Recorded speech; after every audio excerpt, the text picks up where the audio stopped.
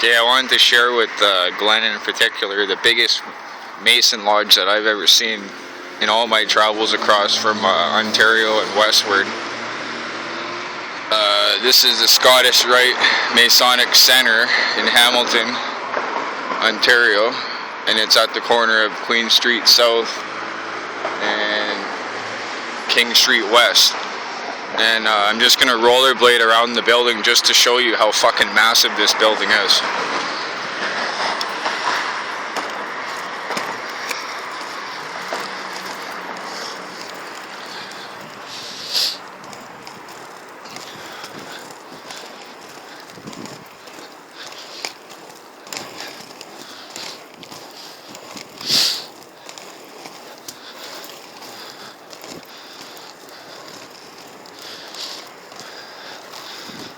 And you turn in the corner now.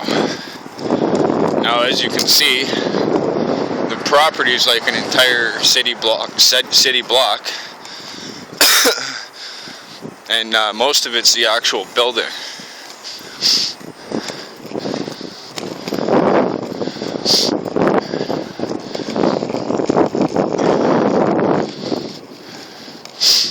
And then right next to it, you got your parking lot. And then we got this little building over here, this gray building.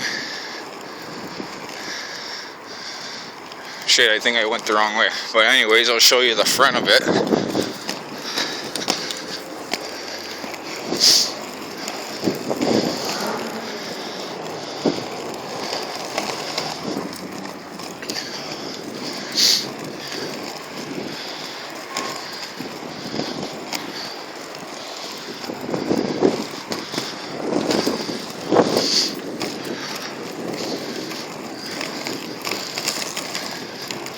Here's the back and side of the building. And aside from like two houses, the whole block is occupied by this Masonic bullshit.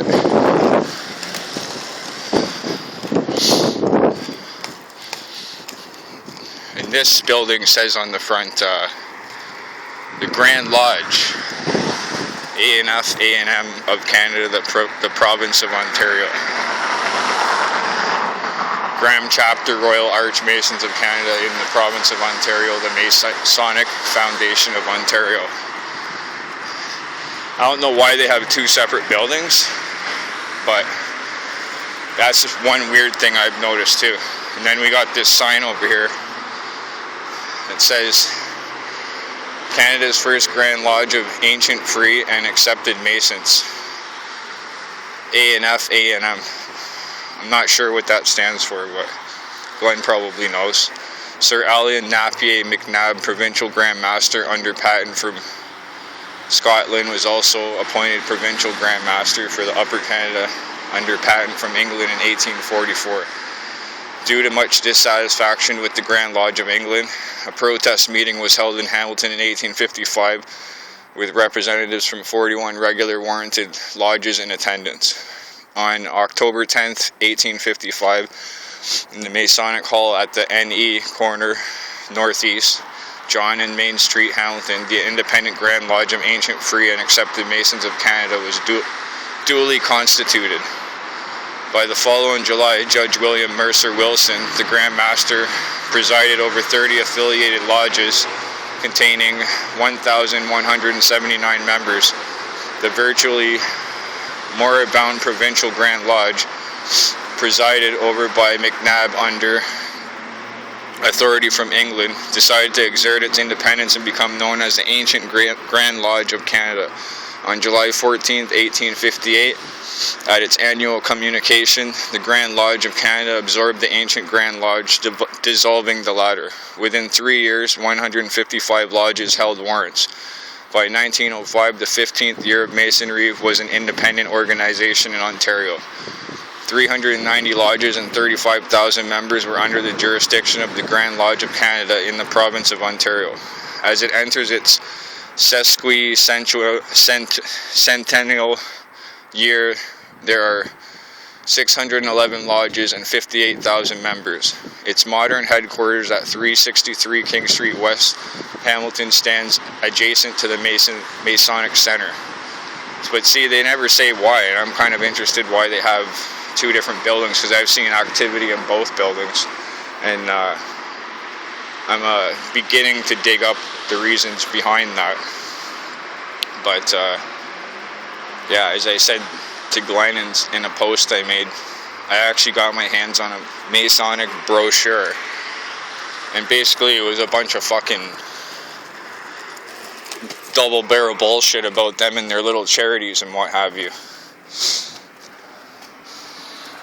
Here's a sign inside that says, "Be inspired, knowledge, get wisdom, get understanding." And then it has their fucking dates when you can go visit the library, museum, and archive. So maybe this is their library and archive, I'm not sure. But yeah, there's another lodge that I've seen in Hamilton up on the mountain. This one's located downtown. It's a lot smaller. All the other ones I've seen across Canada are a lot smaller. But that history that I just read about this particular lodge, it makes a lot of sense why it's so fucking huge, because England basically said fuck off, and so they came over here to Canada to start their double barrel bullshit over here. And I've been fascinated by this Mason shit since I was a kid, because my mother was adopted, and her adopted father is a Mason. I'm not sure which degree. I've never had any conversation with him on the subject. But yeah, it was told to me when I was a kid, and I never really understood what a Mason was till I was about 18 years old. Yeah, 18 years old. Sad to say, but I woke up from a David Icke book, and that's when I started realizing what a Mason was. And still to this day, like, you come across these people, you might talk about it at work or whatever, and I've met people where their family members are Masons or whatever, or their grandfather or fucking whomever, and nobody really knows what they do.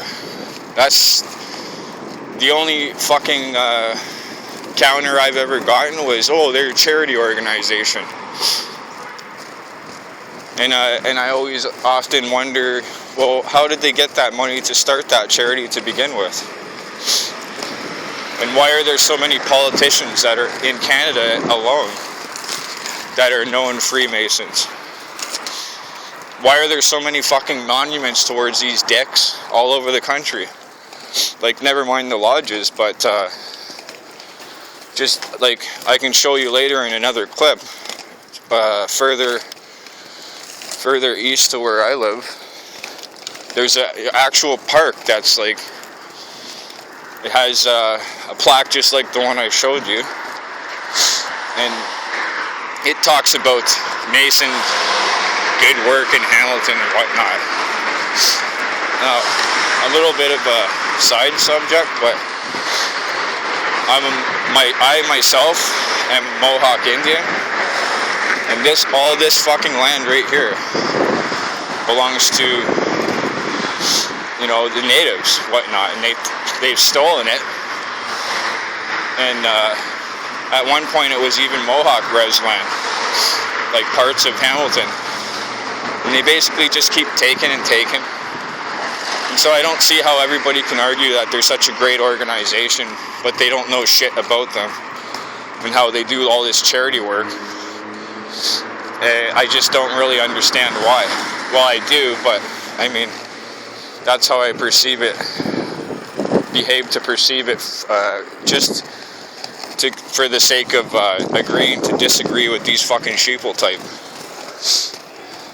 Now, I'm planning to go visit my, I don't call him my grandfather, I haven't for so long, but I'm planning to go visit that piece of shit in North Bay, Ontario, and hopefully I can get an interview and get some answers, like, maybe because he doesn't have very much time left himself, and maybe he'll up some information. Who knows?